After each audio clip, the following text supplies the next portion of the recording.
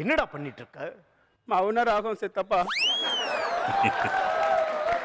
என் பொண்ணு நல்லா நல்லா பாடுவே நீ? பாடுவேன் சித்தி. பாடுவ.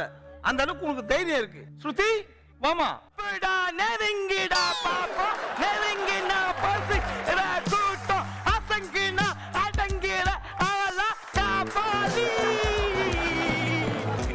பாத்தியா எவ்வளவு அழகா பாடின பாத்தியா? நீயும் பாடின. ஸ்ருதி விலகி பாடின.